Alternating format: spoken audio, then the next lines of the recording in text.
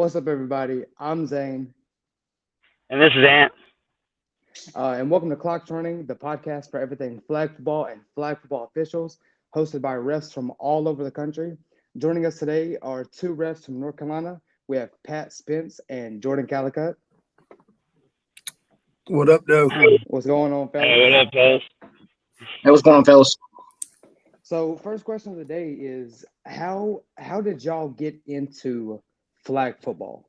It's such a unusual sport to start to ref, let alone to play. But I'm curious to know how both y'all got into refing. Pat, Go ahead, Jordan. So originally, man, it's like 2008, and a couple of buddies of mine were like, "Hey, man, we're playing up here in this random league." Well, what I thought was a random league, and so we go up there and we get just destroyed. Honestly, my ego was hurt, my pride was just out the window. It was terrible.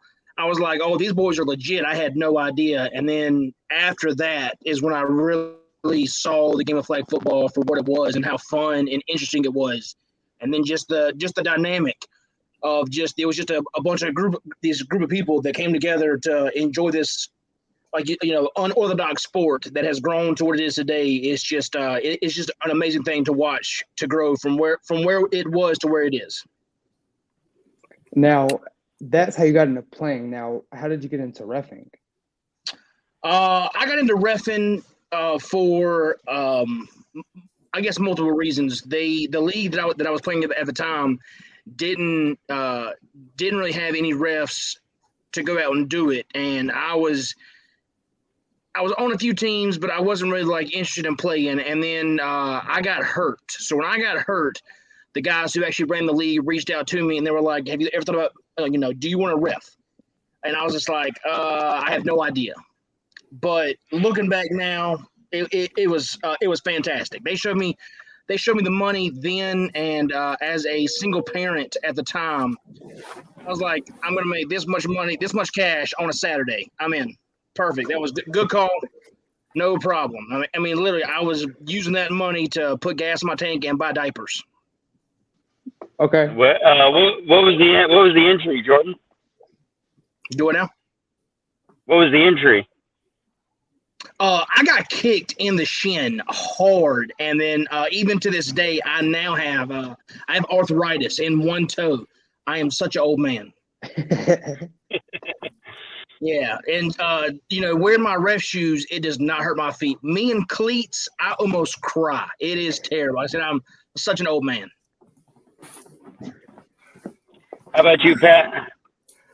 Well, I got into this game of football at the age of 10 as far as playing flag football down in Florida. And also when it came down to playing tackle football at the same time, that's when it became my true love outside of basketball.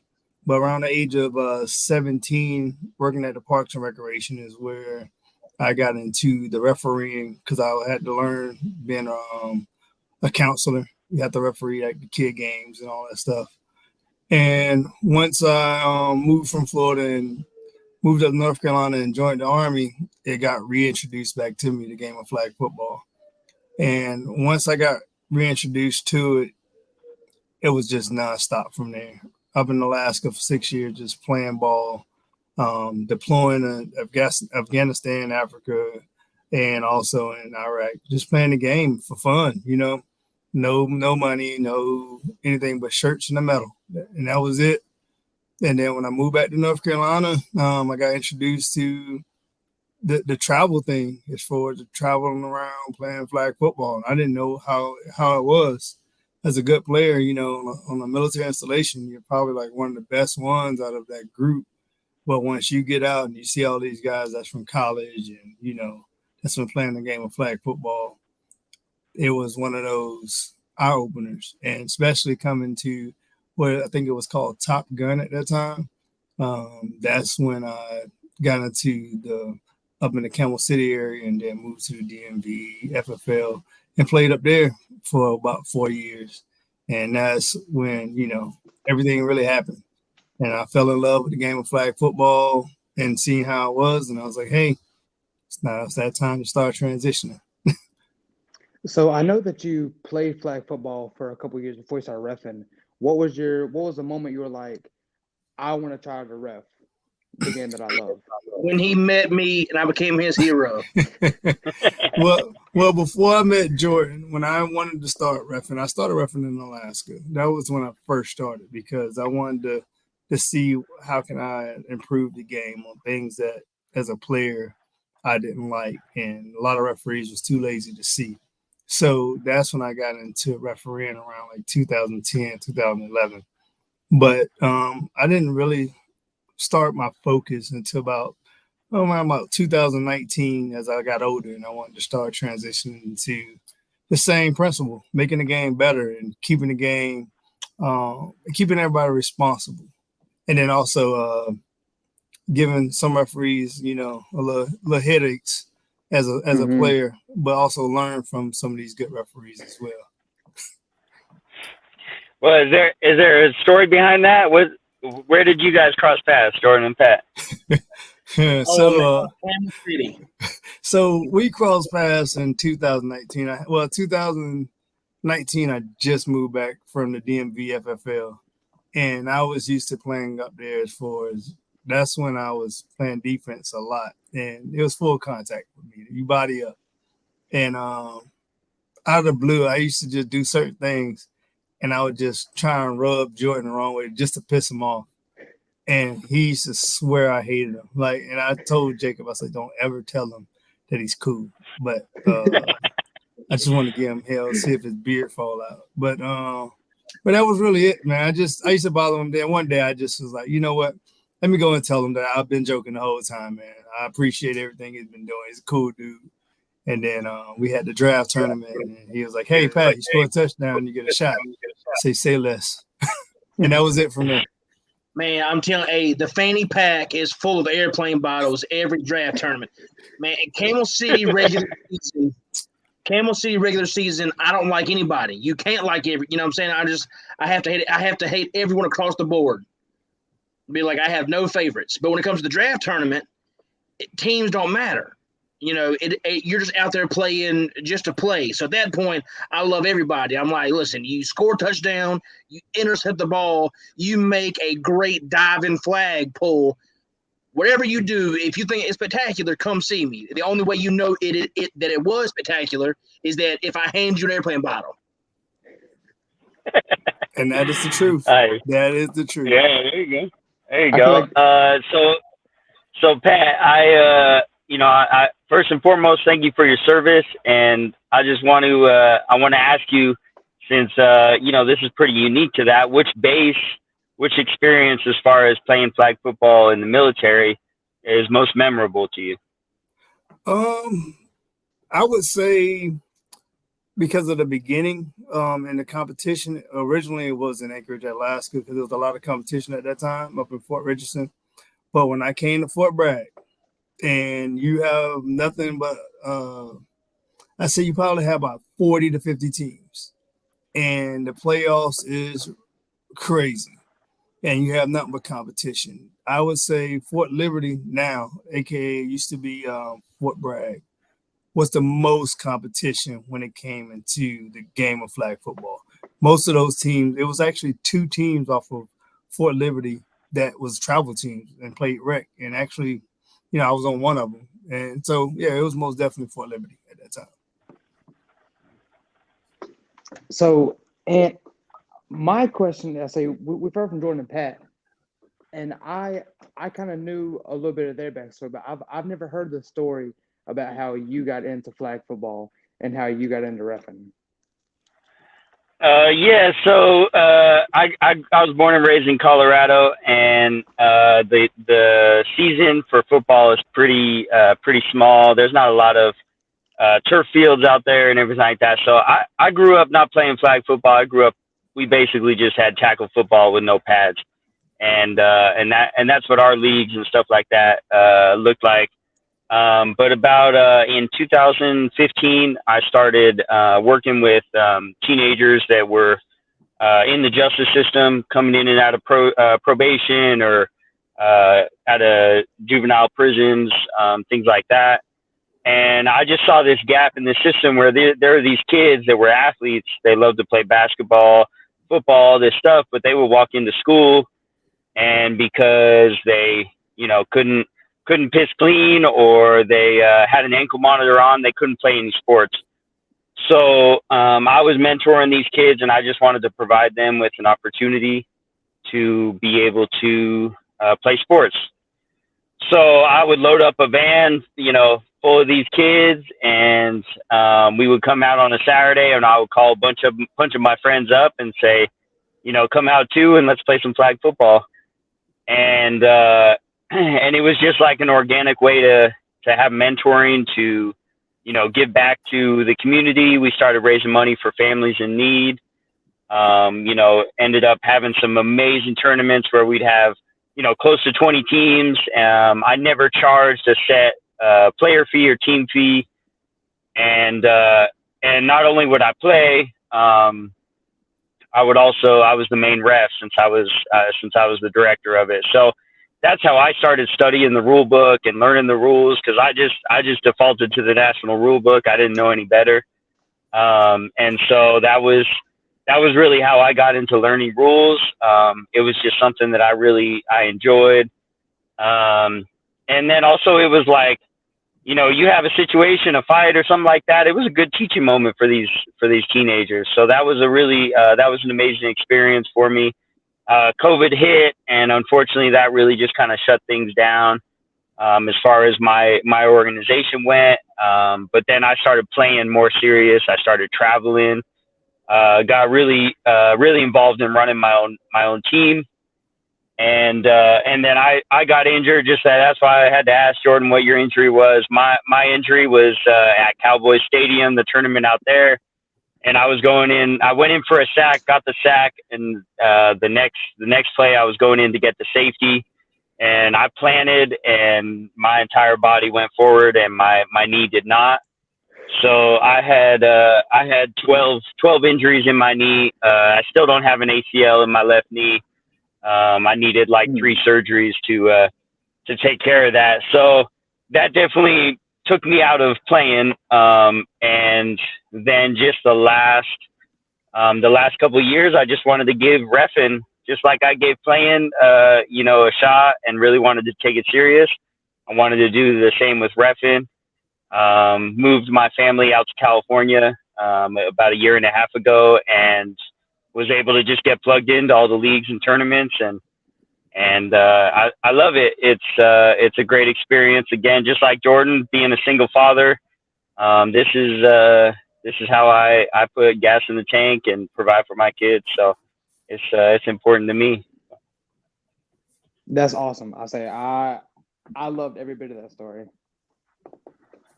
How about you, Zane? What's your backstory?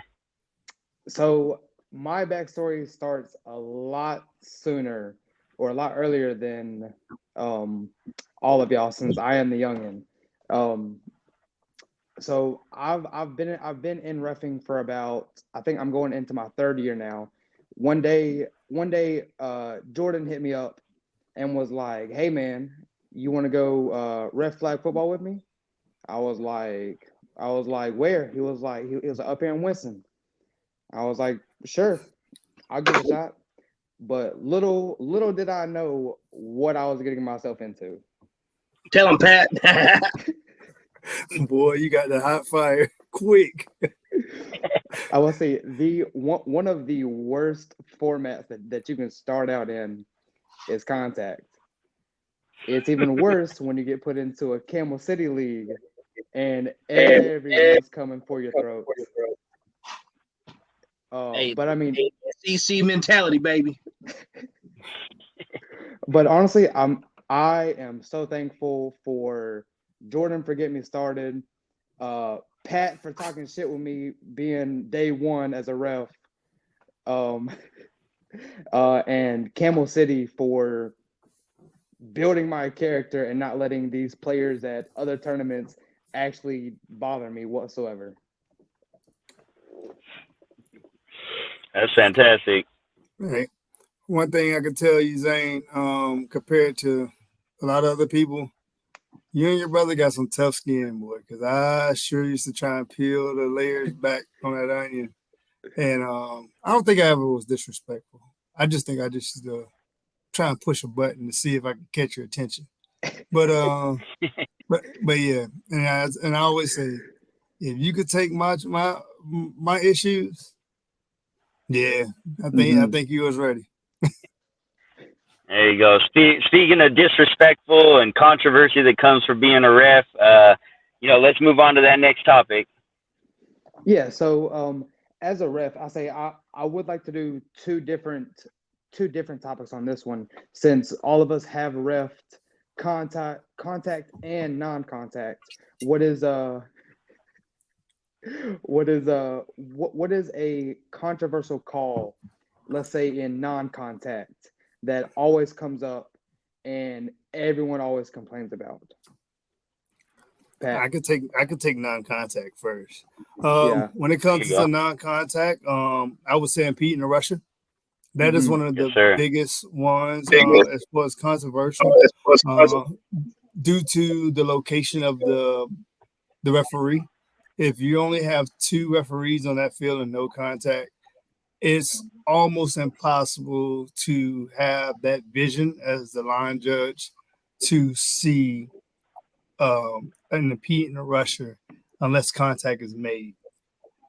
And that's one of the areas where you always want to, I would say, ask for help from your back judge and have them or your 7-yard marker for the rush line referee to watch that lane before they move. Because from the line, you would never be able to catch that one. Like it is very controversial because from your view, it's a side view. You don't see them alter. But if you're standing behind them or you're standing in front of them, you can see everything. And that's why it's always very important to have a referee, a line judge, and then a back judge. So yeah. Okay, so let me ask you this, Pat. Going, best case scenario, you're behind the quarterback. What are you looking for as far as impeding the rush goes? My first thing I'm looking for change of direction on the rusher. But the second thing, I'm also looking to see if the line is closed. So if the line is closed, majority of the time I give them the courtesy of saying, hey, the lane is closed, must go and rush from the outside or the opposite side. But if they choose to, rush down that lane and the lane is closed, it's illegal contact on the defense. But so some people can get it confused when they think, the lane open and I can run right down the middle. No, the lane was closed. You gave away your right of way if you didn't take the outside lane. So it's one of those rules where it's better explained than I would say trying to I would tell them, hey, this is what you did right or wrong. But it's one of those explanations that you'll want to tell the coach or that rusher when they come off the field. So it's tough. Yeah, for sure. I mean, I definitely think communication is key in general with being a ref. The more you can communicate, but just like our podcast, the name of our podcast, the clock stays running. And that's how it goes. And so if they want to complain and take all this time, unfortunately, they're using up their clock. But I do think that if you, just like you said, those things those key words, there's a lane open, there's no lane, all of that stuff. I think that helps clear up the controversy. Anything else on impeding the rusher? As far as with impeding the rusher, I mean, one thing that most rushers don't know, the center has that rules to stand on the ground. The center can stand right in the middle and don't move. As long as that center doesn't cross as far as the direction of that rusher, it's not an impeding the rusher. But if the center stays directly in the middle and the rusher runs into the center and the quarterback rolls to the side, but the center never moves, it's not an impeding the rusher. The center is allowed to stand his ground. He's the only player, well, she's the only player that can have that rule of standing their ground. And that's when it becomes illegal contact on defense because the defense need to avoid the center. Mm-hmm. Yeah, I've always liked to present it as basically the center is its own bunch, and so you got to avoid that bunch as well. And then a lot of times, what the rusher may not realize is that as soon as the quarterback rolls, the rusher cannot roll with them until they get to that line of scrimmage. A lot of times they'll go through a bunch and they'll initiate the contact thinking that they're going to get the impeding call whenever they're the ones who rolled with the quarterback. As soon as you roll, you lose your lane to the quarterback. And that's when you get your illegal contact on defense call. That is true. For sure. Jordan, any thoughts on impeding the rush you want to add? No, honestly, I agree. I agree with everything that was said. I think that impeding the rush was the hardest call for me to figure out. For me, going from a contact only referee where I have ref contact for 8 of my 11 years as a ref, 8 years as contact, and then all of a sudden, a buddy of mine was like, "Come travel with us and learn non-contact." And the first time that I was ever that it happened, and so like my trainer guy was like right behind me. He goes, "That's impeding." I'm like, "Why?" That guy is he can't take it. He's a pansy, and he was like, "That might be true, but it's still a penalty." I'm like, "Well, I don't like that." He's like, "Welcome to non-contact." I'm like, "Bro, this sucks." Hit somebody. You know what I'm saying? I want to see the physicality. Blow that man up. And they're like, "You can't do that. This is non-contact." I'm like, all right, well, I'll give it a shot. And then now, finally, I am very, very confident. Contact, non-contact, does not matter. Yeah, which I view non-contact now as that division by itself is about finesse. I know that my big ass couldn't do it. Oh yeah, dude. Listen, you know how hard it is to stop all this body from moving. I'm gonna hit somebody. It's going to happen. Not if. Okay, so that's the issue. I will say, speaking of the man that got you involved, welcome, Jacob. Hey guys. Brother, good to see you. Hey guys. What's up? What's up, buddy? We were just going. Hey, so Jacob, I got you. So we were just going over a controversial call in non-contact. Okay. So we said impeding the rush is probably the number one controversial call in non-contact. Biggest call you have in the game. I agree. Yeah, I say, and we were just given stories about how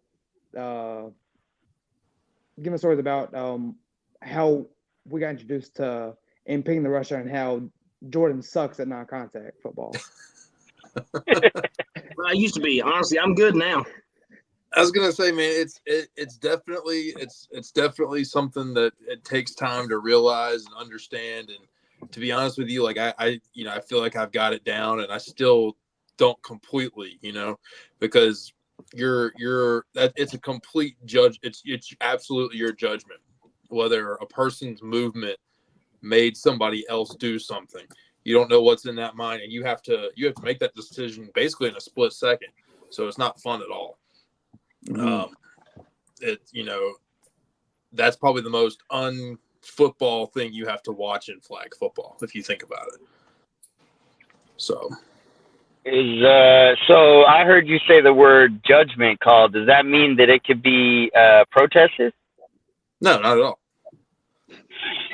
Okay, just wondering. Referee's judgments. There's no such thing as a protest with a judgment call.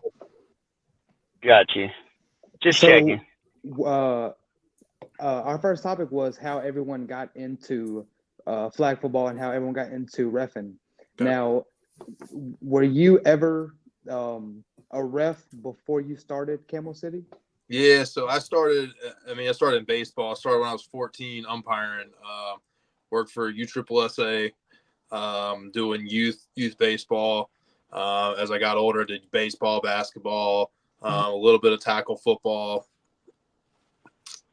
And then, with flag football, kind of being a league director, got kind of not necessarily forced into refereeing, but, when the situation arises where you kind of got to jump in, you don't really have a choice. And going to work for USA Flag, I kind of, again, the situation arose for me to kind of hop in and be a referee director. And I've kind of embraced that and kind of ran with it. So that's a little bit of my background with it.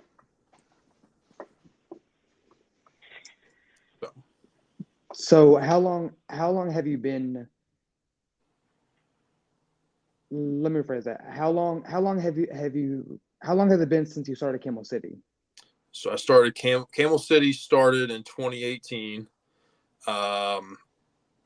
We went 2018 just doing local stuff in Winston-Salem.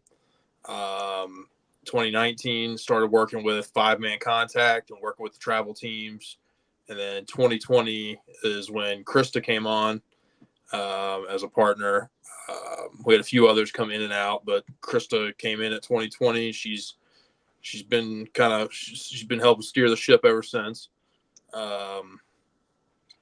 And we've been going now. This is year 6 of a 5-year plan. So Okay, 5 years strong. Yeah. I'm with you. As far as you got a lot of experience, Jacob, with contact. So as far as contact goes, what's the most controversial call that you see happen all the time? Honestly, it's holding. So again, it's something that happens at the line of scrimmage, and it's the if they, when it's probably the most difficult call to get as an offensive player or as a defensive player, get a holding call on offense. But it is the most, it's the most critical because you have a lot of movement at the line of scrimmage. You have a lot going on. You would think with 5-man, maybe one blocker, but usually there's 2 or 3, just depending. And it's pretty tough to be able to see as well because a lot of times contact. Take Camel City for instance. A lot of times I run 2-man crews here, so you got a guy on the line and you got a back judge. Your line of scrimmage has got to watch all of that. Plus they've got to watch the quarterback, make sure they don't get hit. So to me, that's probably the most controversial because you'll hear, hey, I got hit in the face. I got, hands to the neck. I got twisted. I got turned. And you got the referee supposed to be able to, his eyes are supposed to, their eyes are supposed to be, basically going 4 different ways. So, like a chameleon. They're exactly. supposed to have chameleon eyeballs. Yep. So I think that's the most controversial in my opinion. See, that's one thing I had to learn fast when it came to Camel City and contact was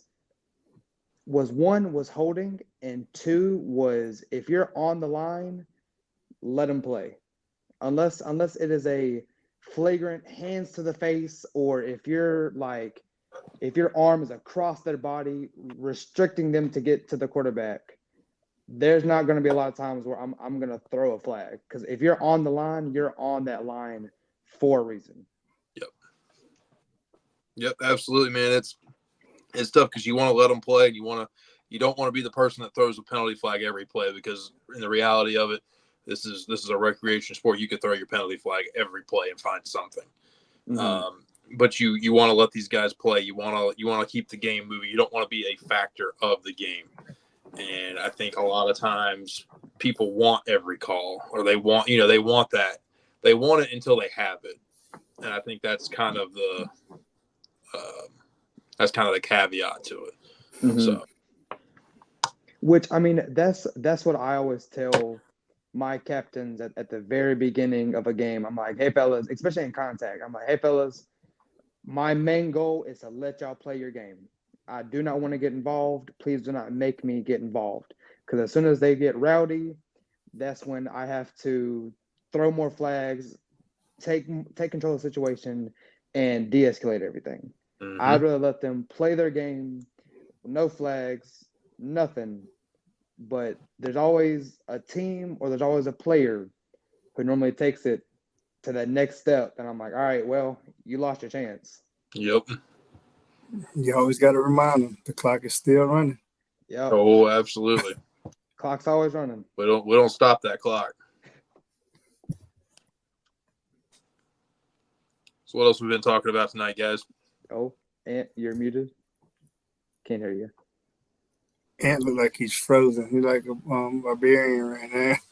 There you go. He's moving around. Yeah, now he's moving. You see the lights behind him.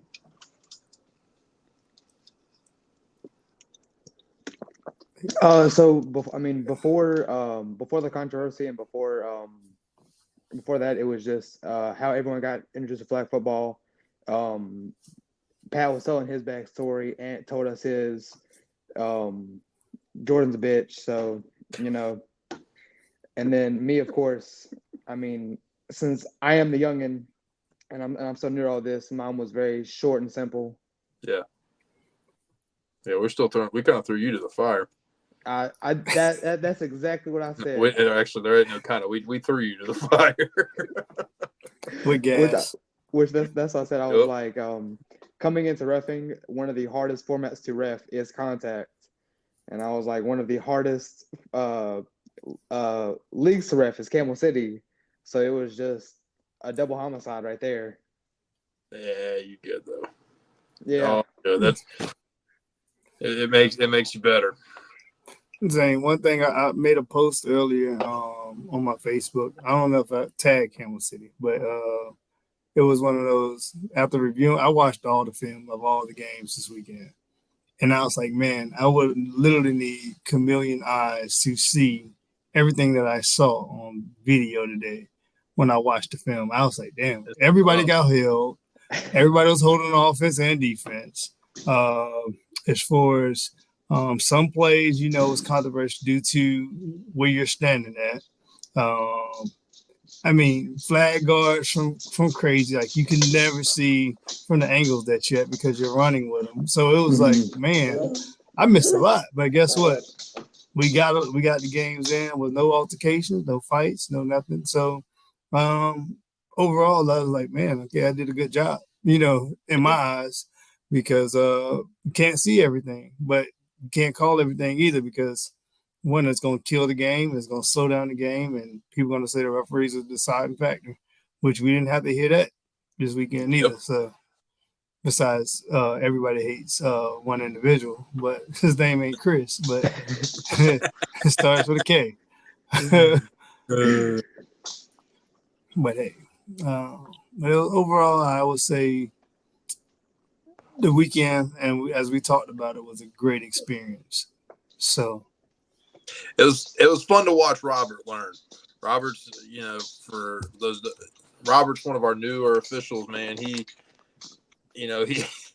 Pat will tell you, I think it was probably like the fourth or fifth game. He had a call on the sideline. Guy toe taps, catches it. It goes out. He's about 1 yard out short of it, and he signals him incomplete. Says he was out, and everybody on the sideline they erupted, whether they were on the team or not. And he said over there, he stuck to his guns with it. It was like, okay, like we came together at halftime, and I said, "What'd you see?" He said, "Man, I fucked that one up." He gave the wrong signal. He gave the wrong signal. Exactly. What he was trying to say was he was down at the one. But man, once he signaled that he was out, it was like, oh man, that's it. You can't go back on it. So he, I told him, I said, it's all right. I said, you're gonna, it happens. And it didn't cost that team that game because they couldn't score anyways. But yeah, man, when stuff like that happens, it's fun. It's fun to watch somebody like register and click. And this guy, he's been playing for a long time. We was teammates, so yeah. Yeah, you were teammates. I remember him back in the day. Jordan, I know, does as well. He was around forever, and he just, to see he's come to this side. Pat said it best when he first got there. He said, "We're gonna find out who your friends are," and he learned real quick. Yeah, I told him, I was like, "Hey, Rob, bro, you gonna find out who's your friends and who's not your friends. You just had some drinks with them friends in January, but you're about to find out in February who is really your friends." Watch. Mm-hmm. But he did good overall. He needs more repetition, and that's just with anybody. Like I need more reps. Everybody, at the end of the day should want more reps to get better. But it was really fun to watch. I'm curious to see how he does this coming week and how he responds from how he what he did and what he learned and how he applies it.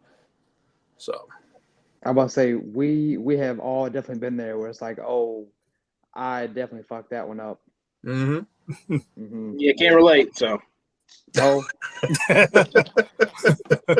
so was that before or after you almost got fired last year at Worlds? first of all, look, now that we're here, we all realize that it was just a joke being put on me, so I'm okay with it. So. Oh man, that was fun.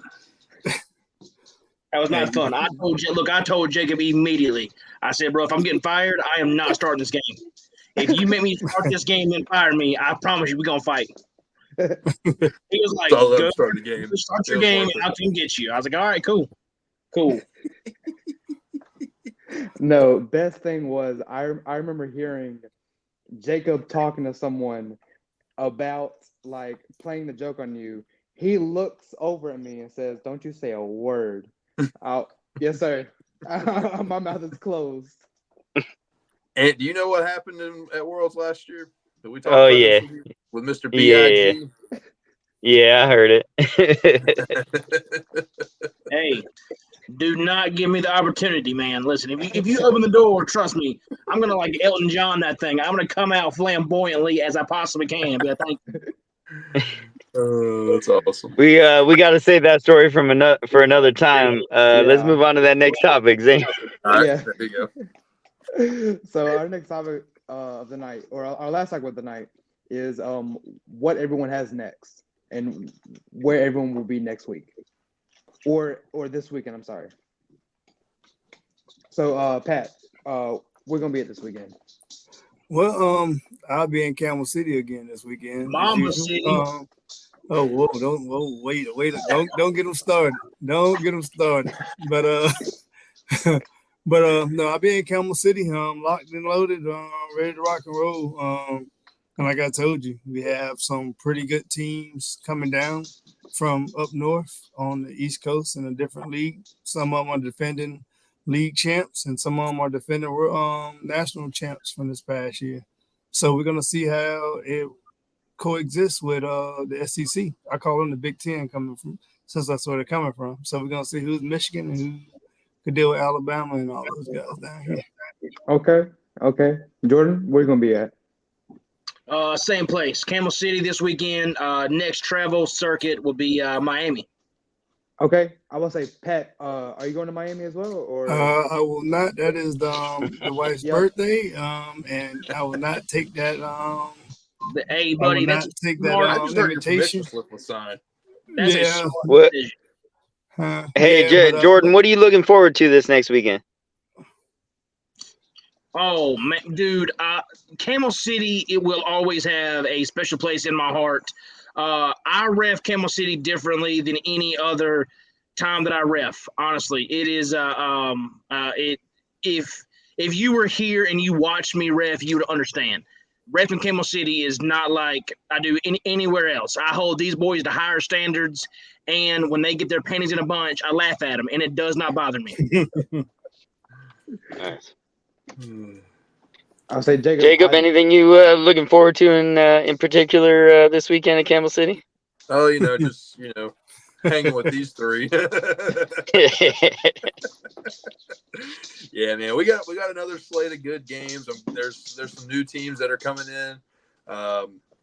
Like Pat said, both from the DMV, and we got some new teams from North Carolina too. That are, I think, a couple of them play this weekend. I'm kind of curious to see how they play out. And, just another weekend, man, just to grow and get better. So, kind of curious to see how that goes.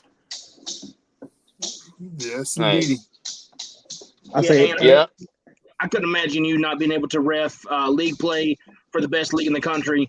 Hopefully one day you can come experience the awesomeness that is Camel City and how no one else even comes close to being this high caliber of a league. So what if we flew Ant in for the playoffs?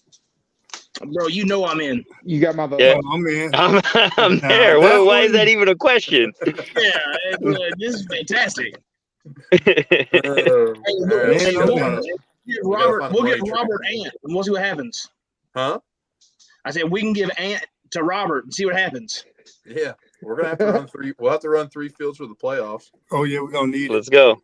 Mhm. It's supposed to be double elimination, so not looking forward to that. But hey, There we go. Welcome to SEC. Yeah, so I guess I'm the only one not in Camel City this weekend. I've got I'm here in rainy California. I got on Saturday. I have a show. It's called the Showdown Series. It's normally a passing league organization, and they've decided to jump into the world of flag football head first. They are basically using a different, just a tier below IFAF rule book. So I did it a month ago, and basically every player on the field didn't understand that with IFAF rules, non-contact means non-contact. So my flag was it's just stayed on the ground. I don't even think I got it back in my belt at all. So I'll be there on Saturday again, men's and women's divisions, and it's fives. But like I said, it's like an IFAF. And then Sunday, there's going to be a draft tournament, women's draft tournament, national rules. It's run by the Tough organization, but they're using USA flag rules. And my daughter's going to be playing in that, so she's hoping to get number 1 draft pick this in the next couple of days, and she's excited for that. So it's always good to just be able to continue to get reps in for the national rule book. for sure. Heck yeah. Hey, real quick, I'm looking back here in my notes, and I just want to make sure that we're all on the same page. Who had the first draft tournament ever in flag football? There was ones before mine. No, I'm saying that was like a legit question. I didn't know if you guys knew about the draft tournament before that. I just know how popular those things have become here in the last few years. I think it's a great idea. It's just how well people are taking it, and how, because I remember 10 years ago people thought about, they offered it and they got laughed out of the conversation. Now they're like, it's a mandatory for a league play. Yeah. Okay, but Jordan, you said in your notes, I didn't know you knew how to write. Oh yeah, bro. Now it's chicken scratch and you can't read it, but I can do a little bit of scribbling. All right, cool. Well, with that, we're gonna wrap up. I just want to give a shout out to our sponsor, TZ Customs. If you need cleats for flag football or for any sport at all, or if you just want your shoes to look completely different 101, you got to hit up TZ Customs. His IG handle's been streaming across the bottom the entire show. And thank you guys so much for coming on tonight. Zane, let's close this out. All right, fellas. I will say, great stream today. Jacob, Pat, Jordan, I will see all you fellas on Saturday, since I am loved this weekend, unlike last weekend when I got left out. It's cool. I understand. I got kicked to the curb. It's fine. But Jordan, can we find somebody to replace him before? Hey, Absolutely. Calm down. I Just fly apologize. me out. I'll take his spot. All right, fellas. But that's it. I hope you have a great night. All right, y'all be good. Yes, sir.